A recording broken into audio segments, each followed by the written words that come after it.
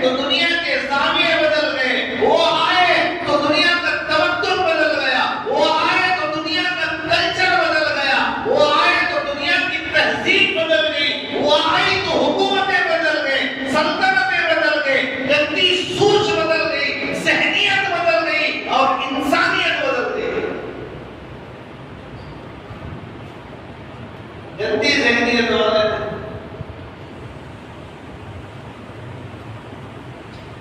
इंसानों को बदला,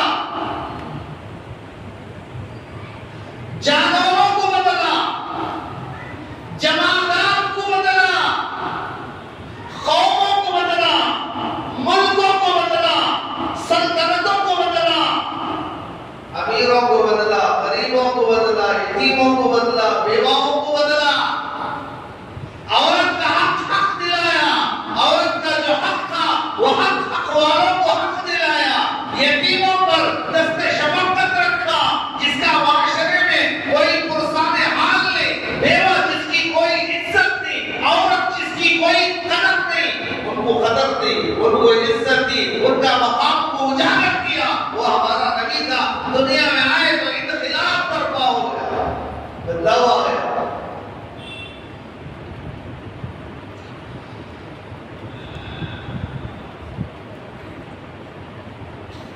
तारीख गवाह है, तारीख उठाकर देख लो, तब्दीली आई नहीं आई।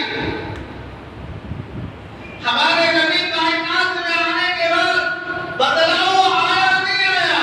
दुनिया में एक जमात है जिसे शिया और रॉफसी कहते हैं, वो कहता है कि नबी के आने से बदलाव नहीं आया।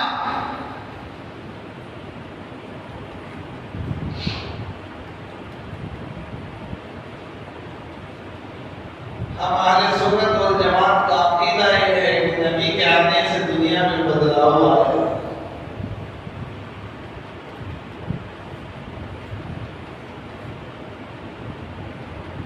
नबी की सीरत को पढ़ो। मक्के से मदीना आए तो एक बारिश जगह के मालिक नहीं थे। दुनिया से जब पर्दा फरमाए, दुनिया से अल्लाह के रसूल मौलाए हकीकी के पास पहुंचे तो 9 लाख मुरब्बा मील तक इस्लामी हुकूमत का परचम लहरा जा चुका था।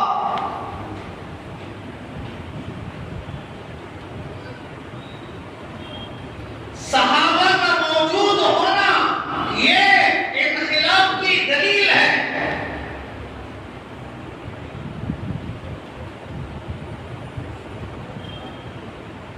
तो मेरे भाइयों,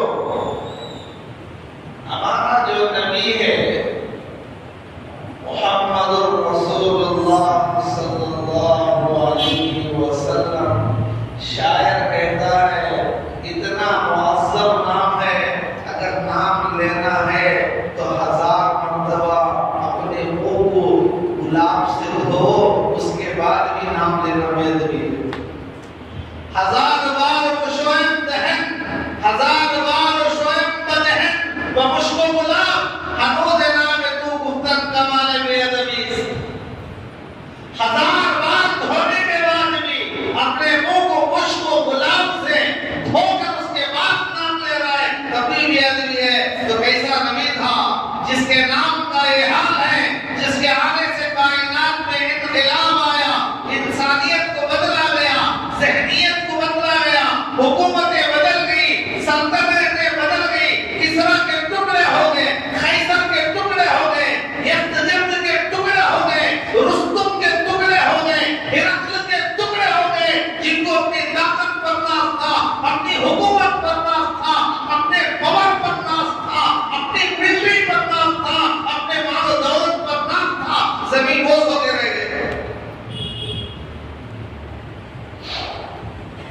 ये हमारा नबी है।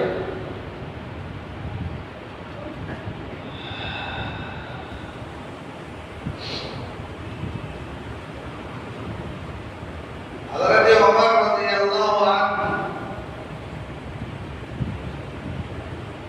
हदीस में आता है, हज़रत उमर कहते हैं हजर अस्वद पत्थर के सामने खड़े होकर, वो जो काबे की दीवार में लगा हुआ है, जिसे हाजी और मोतमीर उम्रा करने वाला बोसा देता है, तो उस पत्थर के सामने खड़े होकर कहते हैं हजर अस्वद, अगर अल्लाह के रसूल तुझे बोसा न देते तो मैं कभी भी तुझे बोसा ना देता। तो एक पत्थर है, मेरे हबीब ने बोसा दिया, इसलिए मैं तुझे बोसा दे रहा हूं।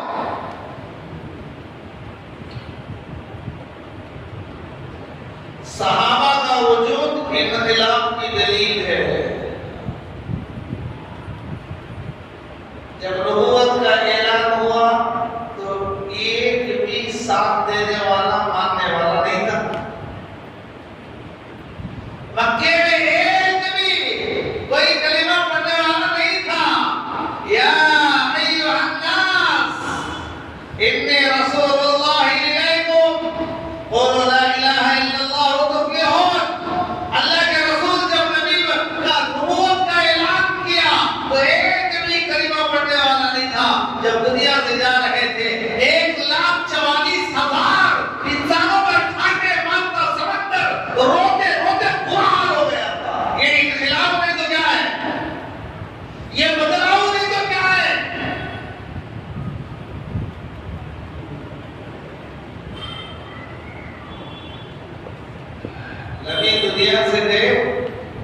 तो 9 लाख मुरब्बा मील तक इस्लाम का झंडा लहरा चुके थे, जबकि एक भी झूठ में मानने वाला नहीं।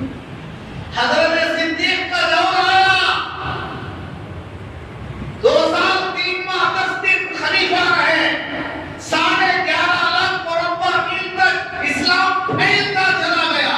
हजरत उमर आए, हजरत उमर के जमाने में 22.5 लाख मुरब्बा मील तक इस्लाम फैलता चला गया। हजरत उस्मान आए, 44 लाख मुरब्बा मील तक इस्लाम फैलता चला गया। हजरत अमीर मुआविया आए, जिनकी खिलाफत 19 साल थी, 19 साल की खिलाफत में 64,65,000 मुरब्बा मील तक इस्लाम फैल चुका। ये क्या है? ये तब्दीली में तो क्या है?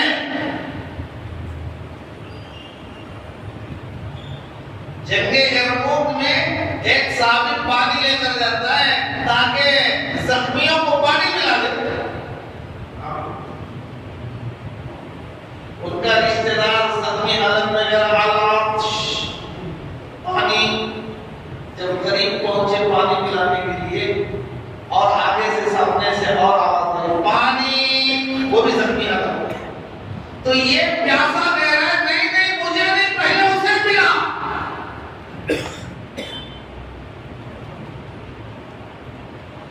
ये भी प्यासा, मौत खड़ी हुई है मैदान काज़ार में, जंग के मैदान में जख्मी हालत में पड़ा हुआ है, आखिरी सांसें ले रहा है, कह रहा है पानी।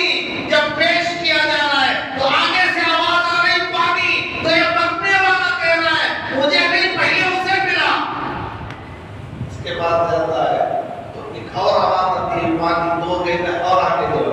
जब उसके बाद जाता है तो और आगे आवाज आती है पानी, वो भी कहता है कि नहीं आगे पिलाओ, उसके बाद मुझे पिलाना। जब चौथे के पास पहुंचे पानी लेकर तो उसका इंतकाल हो गया। लौटकर तीसरे के पास आए, वो भी जा चुका। दूसरे के पास आए, वो भी जा चुका। पहले के पास आए, वो भी जा चुका। ये क्या था? ये वो लोग थे मामूली सी बात पर 300 साल तक लड़ने वाले। खेत में किसी का जानवर चल गया, सालों साल लड़ाई चल रही है।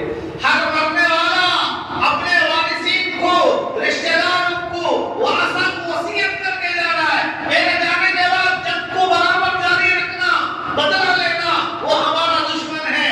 ये हालत थी। नबी आए तो ऐसी तरबियत हुई, ऐसा बदलाव आया कि मरने के वक्त में भी अपने भाई का ख्याल कर रहा है, खुद प्यासा है और कह रहे हैं दूसरों को मिलाओ। ये खिलाफ नहीं दबाओगे।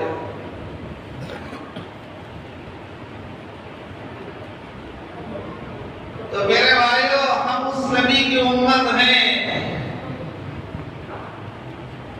जिनकी पूरी जिंदगी नमूना है।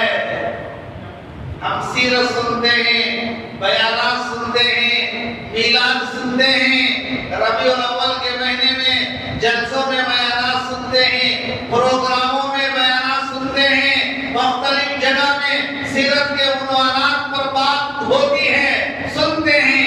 लेकिन देखो हमारे अंदर तब्दीली आई या नहीं आई, बदलाव आया या नहीं आया।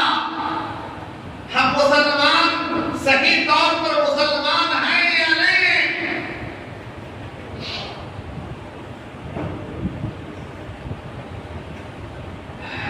जब मक्का फतह हुआ, फतह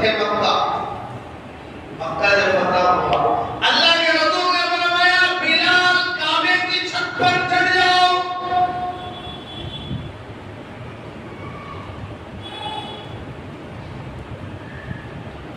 हज़रत बिलाल जूते निकाल कर चढ़ने जा रहे थे। अल्लाह के रसूल ने फरमाया बिलाल जूतों के साथ चलो, जूता नहीं निकालना, जूते के साथ चलो, ताकि क़यामत तक आने वाली इंसानियत को यह पैगाम दिया जा रहा है, जो नबी का कलीमा पढ़ेगा उसकी हुर्मत काबे से बढ़कर है।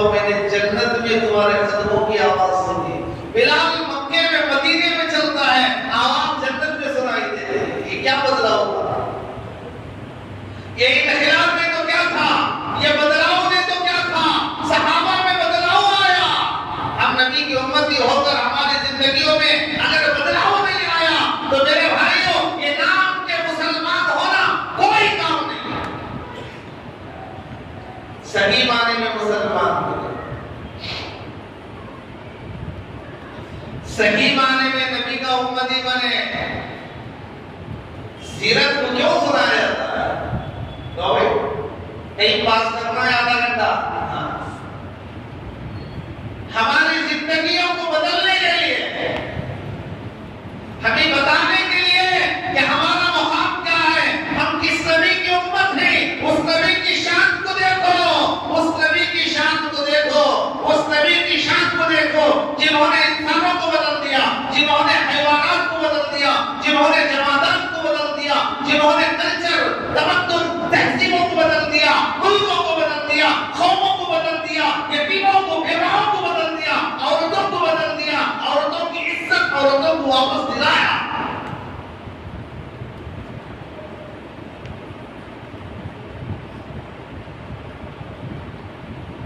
तो मेरे भाइयों, हम मुसलमान बेकार किस्म के लोग नहीं हैं। इस कायनात को अल्लाह ने हमारे नबी के सदक़े में बनाया। ये सूरज वक्त वक्त निकल रहा है, ये हवाएं चल रहे हैं, ये ऑक्सीजन हमें मिल रही है, ये सारा निजाम अल्लाह ने नबी के सदक़े में बनाया, क़यामत तक चलेगा। तो बेकार कोई तो वजह होगी, कोई तो हिकमत होगी, कोई तो मसलहत होगी, यूं बेकार कोई नहीं बनाएगा। हम कोई चीज बेकार बनाएंगे? हर चीज के बनाने में आदमी की हिम्मत होती नहीं होती। फालतू में कोई भी चीज कोई आदमी नहीं बनाएगा। तो अल्लाह ने अपने हबीब के सदक़े में कायनात बनाया और नबी को दुनिया में भेजकर नबी के आने से दुनिया में इनक़िलाब आया, ज़ुल्म खत्म हो गया और अंधेरा खत्म हो गया और इंसानियत को इंसान बनाया।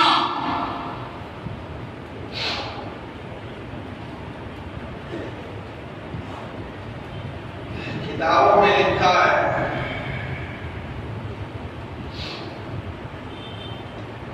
एक सहाबी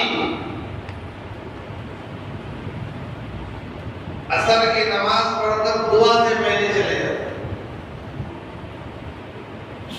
एक दिन देखा, 2 दिन देखा, 3 दिन देखा, 4 दिन देखा, 6 दिन देखा।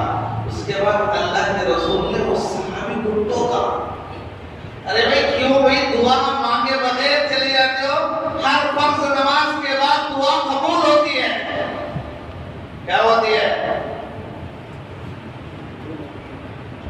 दुआ मांगो तो दुआ कबूल होती है। लेकिन हम मांगने फुर्सत का रोड वालों को मसाइल बताने से मसले हल नहीं होते और वो बोल कर और मजाक उड़ा दिए। अच्छा हो, 50 साइकिल चलता था, मर रहा है, कोटला में बोल रहा है, वहां चुमक खा रहा है, उनको बोल रहा है। लोग क्या करेंगे? मजाक उड़ाएंगे। साथ देने वाले कम, मजाक उड़ाने वाले तो ज्यादा होंगे। लेकिन वही तकाज़ों को अल्लाह के सामने पेश करो, ये आदत सीखना पड़ेगा, आएगी नहीं। अल्लाह से मांगना तो ये पहले यकीन नहीं होता। मैं पूछा तो मिलता कि पहिलेश दौड़, अब दुआ में पावर कहां से आएगा? बिल्कुल आपकी मांग रखा, उसके दिल के अंदर पहले यकीन नहीं है। तो ये हमारा हाल है। तो सहाबी को अल्लाह के रसूल ने पूछा, दुआ के बगैर जा रहे हो? तो भाई घर में कोई खजाना है, कोई इमरजेंसी काम है, 1 दिन होगा, 2 दिन होगा, 3 दिन होगा, हमेशा काम।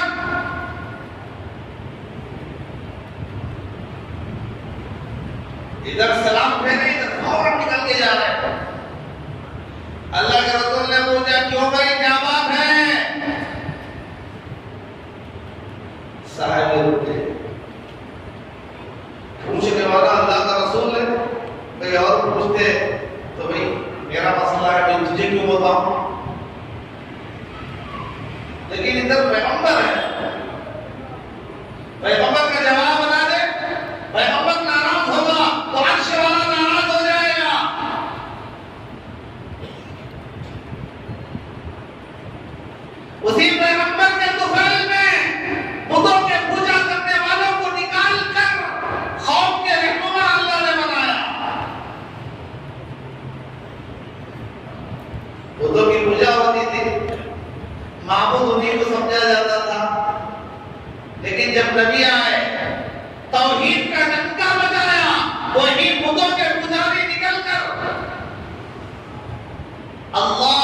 तौहीद की दावत देने वाले बन गए, सारे आलम में फैल गए।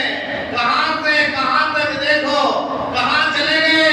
1,44,000 सहाबा कहां गए? मदीने के कब्रिस्तान में कितने, मक्के में कितने, उतने कहां चले गए? सारी दुनिया में तौहीद का डंका बजाने के लिए, अल्लाह के पैगाम को पहुंचाने के लिए, बुतों के मानने वाले ये इनखिलाफ नबी की आवाज को लेकर अल्लाह की वहदानियत को बयान करने के लिए दुनिया के कोने कोने में, जजीरों में, हर जगह सहाबा पहुंच गए। तो अल्लाह के रसूल ने पूछा कि क्यों भाई?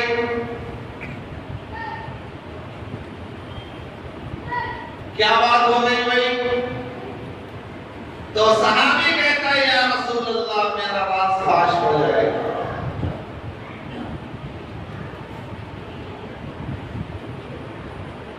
मेरा एक राज है, मैं किसी को वो बात सिर्फ मुझे और मेरे अल्लाह को मालूम, किसी को मालूम। लेकिन आप पूछ रहे हो तो बताना ही पड़ेगा, आप पैगंबर हैं। या रसूल अल्लाह, वो मेरा राज फाश हो जाएगा। जब आप पूछ रहे हैं तो बता रहा हूं, अल्लाह के रसूल, हम घर में 2 आदमी, मैं और मेरी बीवी है, 2 ही चादर है। मेरी बीवी के पास एक चादर, मेरे पास एक चादर, 2 ही कपड़े।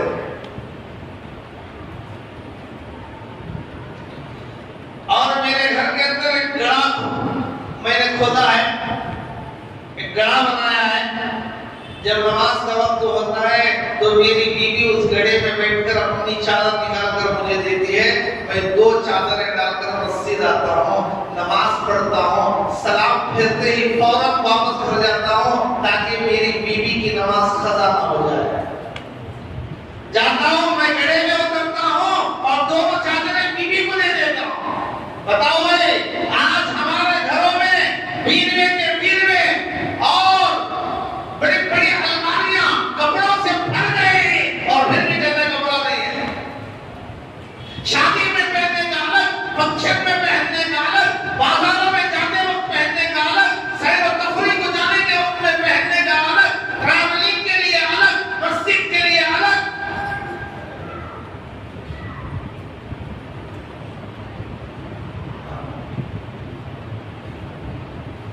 अल्लाह की इतनी नेमतें इस्तेमाल करते हुए फिर भी अल्लाह का शुक्र अदा नहीं कर रहे ना, तो हमारा क्या होगा?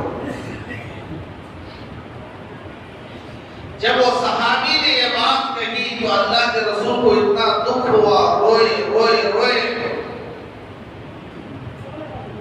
आंसू से आंसू जारी हो गए। क्या कुर्बत है? हर एक के पास 2 टुकड़े नहीं।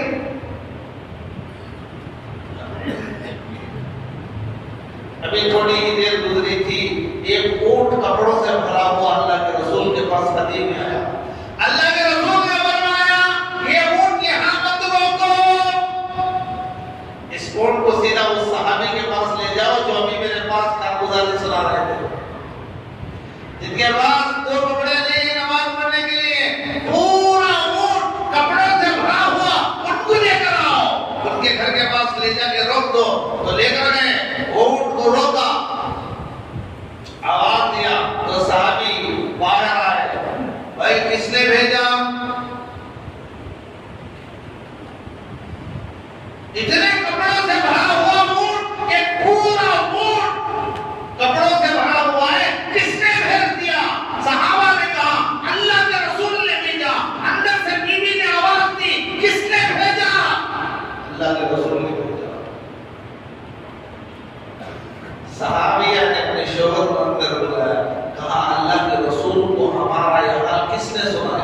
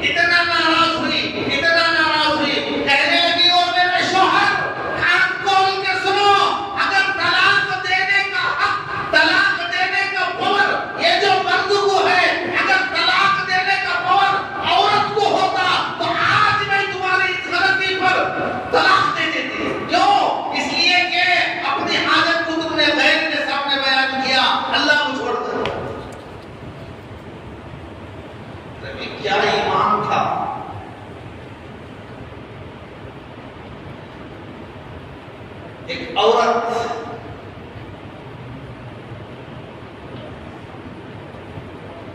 आज हमें अपनी परेशानियों को दूसरे पूछे बगैर ही सुनाती, ज़बान पर टिकते ही नहीं। अल्लाह का इतना दिया हुआ इस्तेमाल करता हुआ कभी कभी थोड़ी परेशानी आ गई,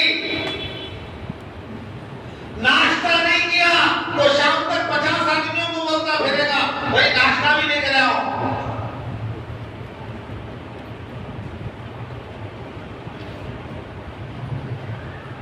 कैसे ये इनकलाब कैसे आया? हमारे नबी की तालीम से, हमारे नबी की तरबियत से। हमारे नबी ने समझाया दीन क्या है।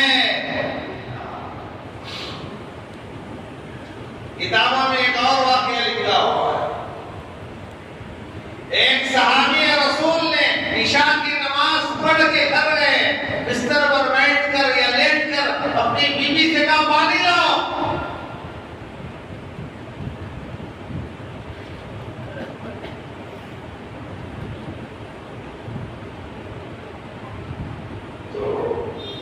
पानी लाने तक शोहर को आग लग गई, सो गए। कभी होता है ना, बात करते करते ऐसे सो जाते हैं, यूं पड़े ऐसे ही सो गए। दिन भर काम काज के अंदर, दूसरी चीजों के अंदर, सुबह से शाम तक खाली सोने को रहने वाले को फौरन पढ़ते ही नींद नहीं आती।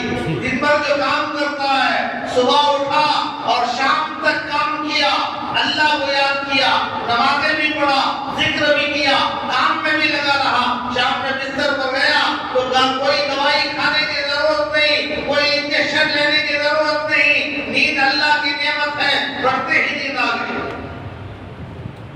बीवी पानी लाई नहीं, शोहर को सो चुके।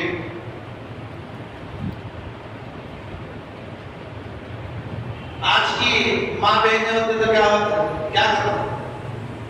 जरा सोचो, आज वाले होते तो क्या करते हैं? एक तो एक पुकार पर आज देखिए पानी लाओ तो फौरन ला कर दे, शराब लेकर छोड़ना पड़ेगा, होंगे लेकिन बहुत कम। हर आदमी दूसरे के घर के बारे में सोचो, अपने घर के बारे में सोच लो कि मेरे घर में क्या हाल है। मैं जब कोई बात कहता हूं तो उस पर कितना जल्द अमल होता है।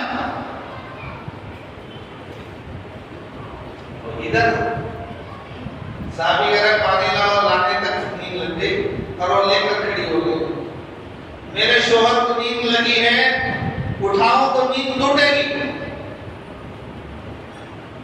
मालूम है कि तो नींद आएगी, आदमी नींद से बेदार हो गया तो फिर नींद लगने में वक्त लगता नहीं लगता। और फिर अगर मैं चले जाऊं पानी रखकर और वो नींद से बेदार हो, मुझे पानी की जरूरत हो, तो फिर उनको पानी कौन पेश करेगा? इस ख्याल में वो खड़ी हो गई पानी लेकर।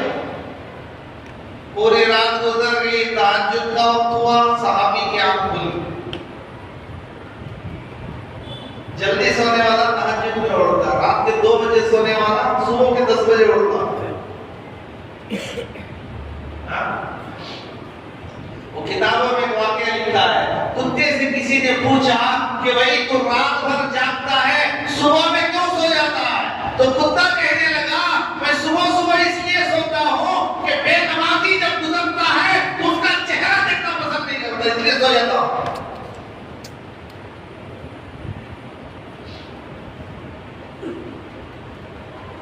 तहज्जुद में आंख खुल गई, देखा बीवी पानी लेकर खड़ी, पूछा क्या हुआ? आपने पानी मांगा था इसलिए मैं लेकर खड़ी हूँ, लाने तक आप सो गए, फिर आपको पता नहीं कब आपकी आंख खुलेगी, पानी की जरूरत होगी इसलिए मैं लेकर खड़ी हो गई। शोहर पानी पिए और इतना खुश हुए, इतना खुश हुए, कहने लगे आज मैं आपसे इतना खुश हूँ, मांगो क्या मांगते हो, मैं देने के लिए तैयार हूँ। तो बीवी ने कहा अरे भाई अल्लाह का दिया हुआ, आपका लाया हुआ बहुत कुछ है, किसी और चीज की जरूरत नहीं, रहने दो।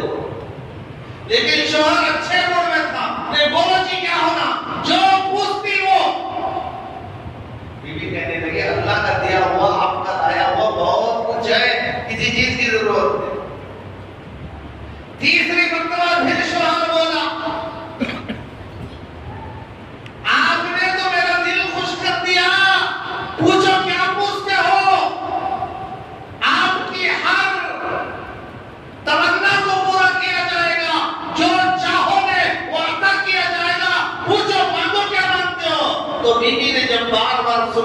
तो शोहर से कहने लगी अगर आपको देना ही है तो मुझे तलाक दे दो।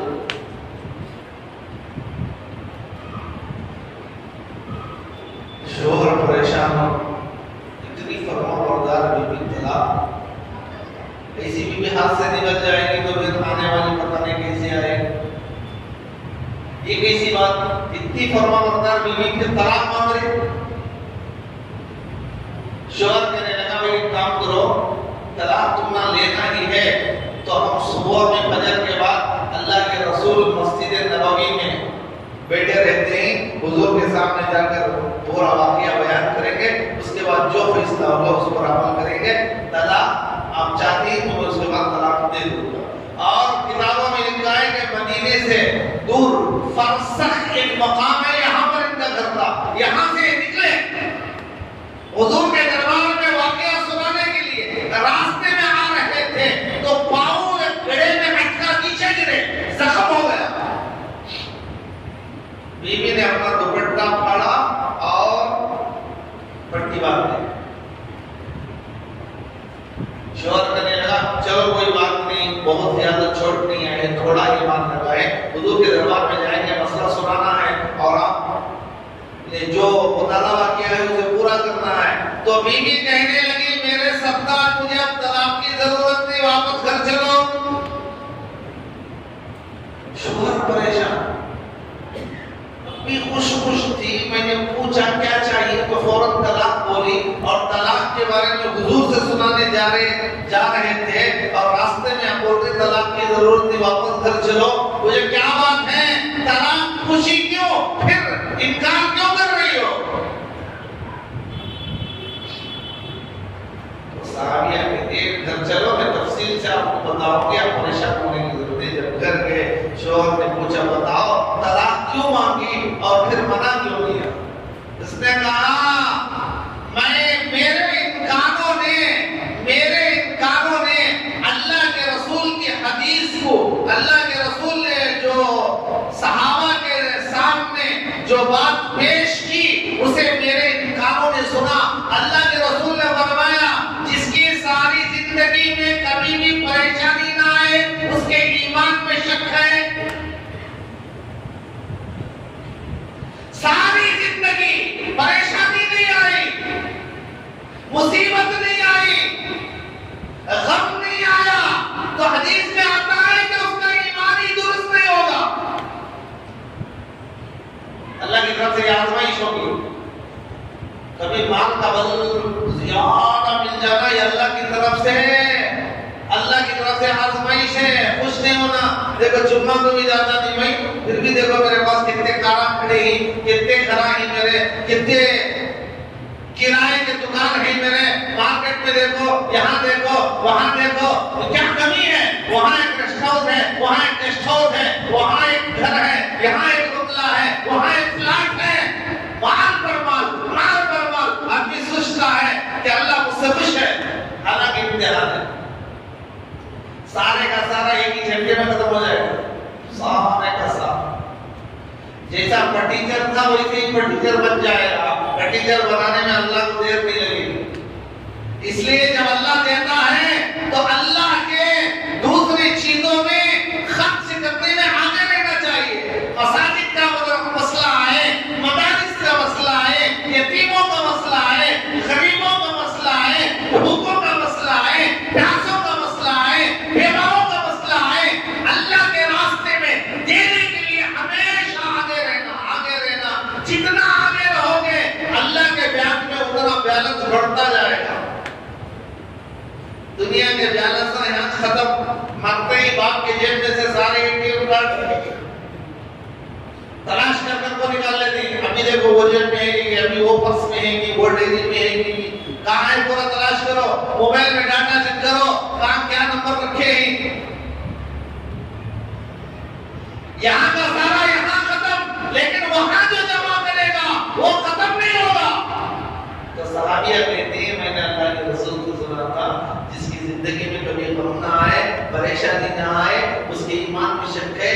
जब से मैं आपकी जिंदगी में आई हूँ तो मैंने आपकी जिंदगी में आने के बाद कभी भी गम नहीं देखा था। मुझे डाउट आया कि कहीं आपके ईमान में शक तो नहीं है, निफाक तो नहीं है, आप पक्के मोमिन है भी या नहीं। मुझे डाउट होने लगा जब रास्ते में चलने लगे, आप गिरे, आपको चोट लगी, तकलीफ आई, परेशानी आई, तो मैं समझ नहीं मेरा शौहर पक्का ईमान वाला है, इसलिए मैंने तलाक का जो मुतालबा किया था उससे मैंने इनकार कर दिया और मैंने कहा मुझे अब तलाक की जरूरत नहीं, इसलिए कि आप काबिल मोमिन हो। ये कैसे सहाबियात थे? ये इनके अंदर इख्तिलाफ कैसे आया? ये बदलाव कैसे आया? ये पैगंबर की तालीमात से आया, ये पैगंबर की जिंदगी से आया। इसीलिए हमारा पैगंबर इख्तिलाफ है, जिसके आने के बाद दुनिया का नक्शा बदल गया, दुनिया के ज़ाविये बदल गए और दुनिया की तहज़ीब बदल गई, दुनिया का तमद्दुन बदल गया, दुनिया का कल्चर बदल गया, सल्तनतें बदल गए, हुकूमतें बदल गए और ज़हनियत बदल गई, यहाँ तक के इंसानियत भी बदल गई। अब उस नबी की उम्मत है, लिहाजा मेरे भाइयों, सीरत के ज़माने में रबीउल अव्वल के महीने में नबी की सीरत को सुनाया जाता है। यही महीना खास नहीं है, सारा साल सुनाओ, नबी की सीरत को सुनते रहो, लेकिन दिल के अंदर बदलाव की नीयत नहीं लाओगे तो सुनने के बाद कोई फायदा नहीं होगा। इसलिए भाई कोशिश करेंगे, नबी की जिंदगी नमूना है, नबी की जिंदगी को सुनकर अपनाने की तमन्ना और कोशिश और नीयत हर मुसलमान को करना चाहिए। सिर्फ सुनकर कानों का मजा लेने के लिए ये 11 बीवियों की कहानी नहीं है, ये कोई लव स्टोरी नहीं है, ये कोई दुनिया के किसी रुस्तुम की कहानी में नहीं सुना रहा हूं, किसी मुल्क की कारगुजारी नहीं सुना रहा हूं। आका मदनी जनाब मुहम्मदुर रसूलुल्लाह सल्लल्लाहु अलैहि वसल्लम, जिसके सदक़े में अल्लाह ने कायनात को बनाया, इमामुल अंबिया, सारे इमामों के, सारे नबियों के इमाम, जिसके सदक़े में अल्लाह ने कायनात बनाई और सारे अंबिया जिसके अदब के मुअद्दब थे, जिसके अदब करने वाले थे, जिसके अदब के पाबंद बनाया गया, उस नबी की उम्मत हम सब हैं। अल्लाह ने हमें बगैर मांगे के ऐसी नबी की उम्मत में पैदा फरमाया। लिहाजा हर एक को कोशिश करना चाहिए कि मैं सही मुसलमान बनो, आका से सच्चा प्यार करने वाला बनो, नबी की सच्ची मोहब्बत अल्लाह मेरे दिल में पैदा करे। अल्लाह ताला से दुआ कीजिए कि अल्लाह ताला हम तमाम को सुनी बातों पर अमल की तौफीक अता फरमाए।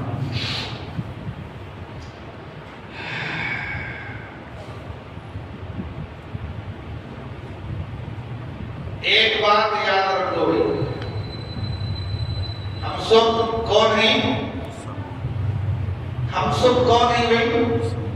जरा जोर से बोलो, कौन है मैं? जरा जोर से बोलो। हम सब मुसलमान हैं, हम सब कौन हैं? हम सब मुसलमान हैं। हमारा यह नाम किसने रखा? मुसलमान, अल्लाह ने रखा। वो सम्माकुमुल मुस्लिमीन, हमारा नाम अल्लाह ने रखा है। हम मुसलमान बनकर ही जिंदगी गुजारना है, मुसलमान बनकर ही मरना है ना? नबी की तालीमात पर अमल करना है। जो नमाज ना पढ़े वो मुसलमान नहीं। कैसा मुसलमान? जिसे पावर हाउस से कलेक्शन ही नहीं है, तो उसके घर में करंट कहां से आएगा? कलेक्शन ही नहीं है।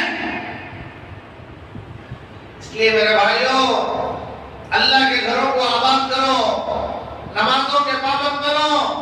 ना मालूम मौत किस हालत में आएगी, सड़क पर, दुकान पर, होटल पर, बैतुल खला में कहां आएगी मालूम नहीं। अल्लाह से दुआ करो, अल्लाह के घर आने की आदत डालो। आएंगे भाई।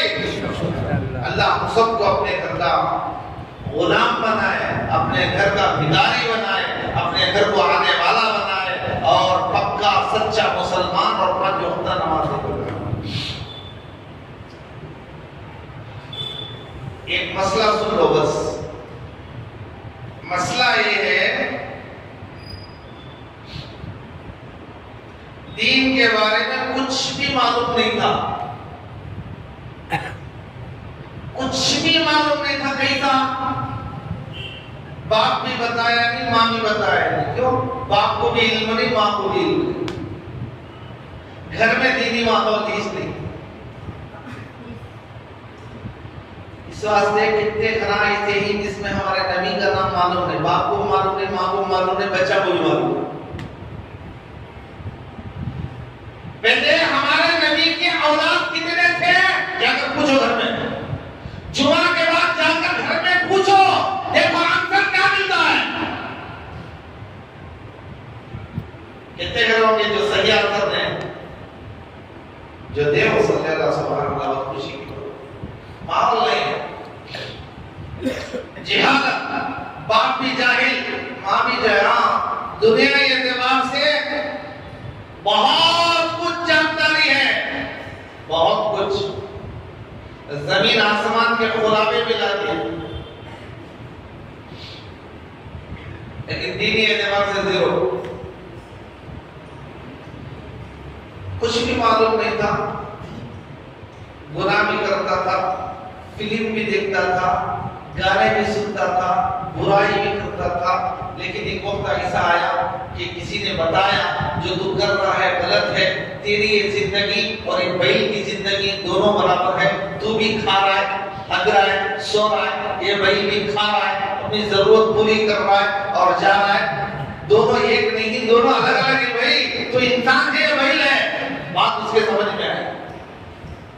तू जो काम कर रहा है इससे अल्लाह नाराज होता है, ये तेरा फिल्मों का देखना, ये गानों का गाना, ये सब गुनाह की चीजें हैं। उसकी बात समझ में आई, उसने तौबा किया, या अल्लाह आपसे तौबा करता हूं। इत्तेफाक से जुमा के बयान में आया था, ये बातें उसके समझ में आ गई, कहा आज तक मालूम नहीं थी, अल्लाह मैं आज जुमा की महफिल में तौबा करता हूं, आज से गाना नहीं सुनूंगा, आज से फिल्म नहीं देखूंगा, आज से झूठ नहीं बोलूंगा, आज से नमाज पढ़ूंगा, पक्का वादा कर लिया, अल्लाह से वादा कर लिया। जिंदगी गुजर रही थी। अब गाने जो पहले गा रहा था वो बेहद हो गए थे, असफर हो गए थे, याद हो गए थे। अब सफर में जाता जाता या ड्राइविंग करता करता या बीवी को खुश करने के लिए कभी कभी अगर वो गाने ज़बान पर आ गए तो क्या गा सकता है या नहीं गा सकता, ये मसला है। बात समझ में आई? पूरे म्यूजिक के साथ फिल्म हॉल में जाकर नहीं सुन रहा है, मोबाइल ऑन करके गानों को नहीं चला रहा है। पहले जो सुना था ना वो मेमोरी में फीड हो गई, तौबा कर लिया, अब उसके बाद अच्छी जिंदगी गुजारता हुआ, वो कभी कभी पुरानी जो चीज थी दिमाग में फीड हो गई थी, वो दोबारा कभी कभी जबान पर आ गई, उसे ला सकता है या नहीं ला सकता। बीवी को खुश करने के लिए वो अशार बोला जो फिल्म में हीरो बोलता है, नाचने वाला बोलता है, पैंट में पेशाब करने वाला बोलता है, खड़े होकर खाने वाला बोलता है, वो अपनी बीवी को सुना सकता है या नहीं सुना सकता। तो उलमा ने लिखा है जो चीज, जो अशआर फिल्म में इस्तेमाल किए गए हो, जो शेर फिल्म में इस्तेमाल किए गए हो, उसे अशआर नहीं बोलते, वो तो गाना होता है। अब गाने के अंदर वो इश्किया अशार ही क्यों ना हो, लेकिन अब बोलने की इजाजत नहीं, अपनी बीवी को खुश करने के लिए बोलने की इजाजत नहीं। ड्राइविंग कर रहा है और आने वाले जहन में आने वाले जबान पर आने वाले गानों को जबान से अदा करना उलमा ने कहा जायज नहीं है। गंदगी गंदगी ही है। पेशाब बैतुल खला में करे तो भी पेशाब पीछे, सुनने की प्लेट में करे तो भी पेशाब है। वो बैतुल खला में बोले तो पेशाब, ये तो सुनने की प्लेट ना, इसमें पेशाब रहे तो तबर्रुक पी लो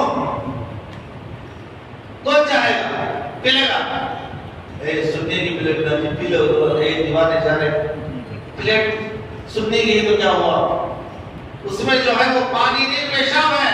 तो मेरे भाइयों उलमा ने लिखा है अगर वो पुराने वक्त के गाने या अशआर जो फिल्म में इस्तेमाल होते हैं उनको तौबा करने के बाद अपनी बीवी को खुश करने के लिए भी नहीं कर सकता, उसके अलावा दूसरे अशआर हो जो फिल्म में इस्तेमाल ना हुए हो, गाने में इस्तेमाल ना हुए हो, वो बीवी को खुश करने के लिए मोहब्बत के अशार बोल सकता है।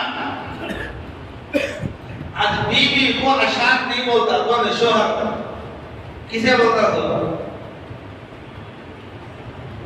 किसे? तो बस में जाते जाते कांटेक्ट हो गए, रिश्ता लग गया,